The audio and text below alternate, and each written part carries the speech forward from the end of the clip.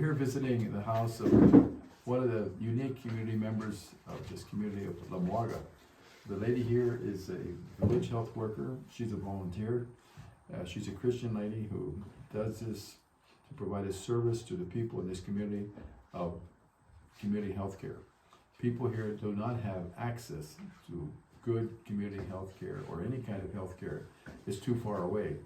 So people in Honduras have the problem of the biggest problem you can have in any kind of healthcare system is the problem of access.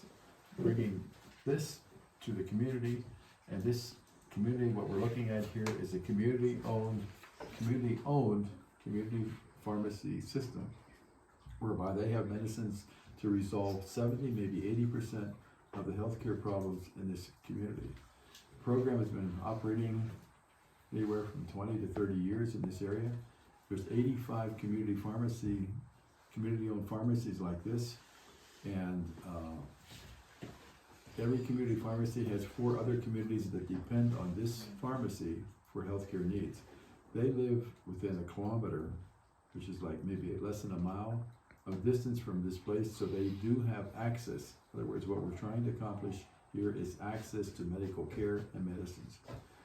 The government has a few health centers in the area, and people go there, and the people tell them their healthcare problems are this, but they never have any medicines. They're out of medicines. This place always has medicines because Proyecto de Law has set up a distribution system of medicines so that they're never more than a week behind in being restocked with new medicines. The medicines here are owned by the community.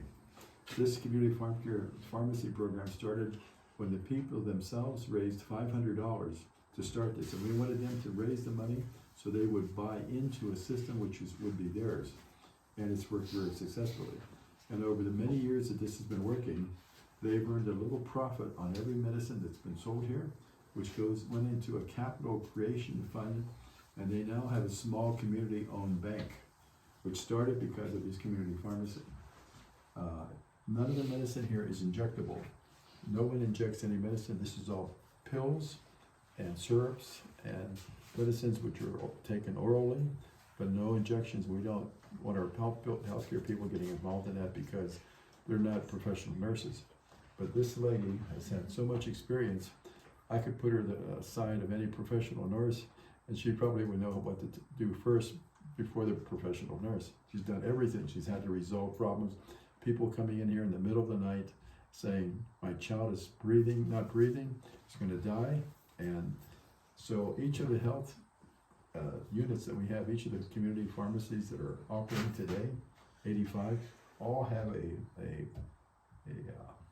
nebulizer, which is a machine that will help clear the breathing in someone's head or nostrils and breathing apparatus.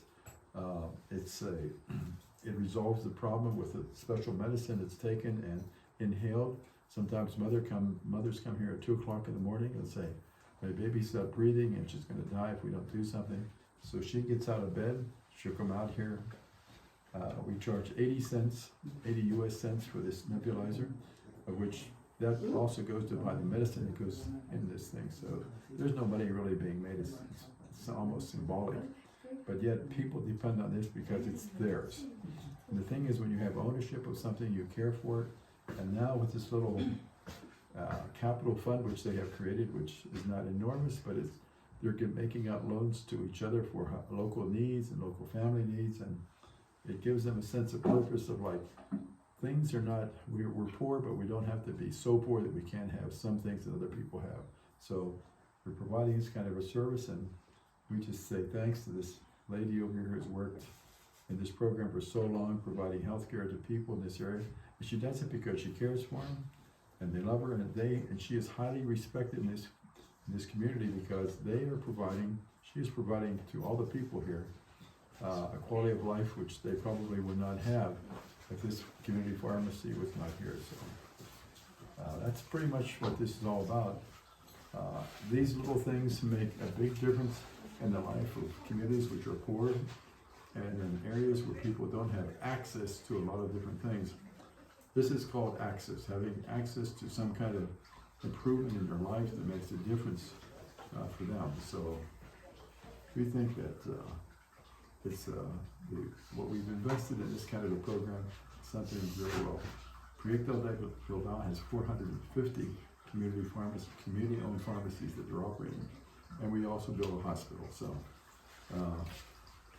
the hospitals in this particular area of Honduras, and these people here, day and night, have access to this medicine and come in here, and the next day they're feeling better, and they don't have to go to the hospital.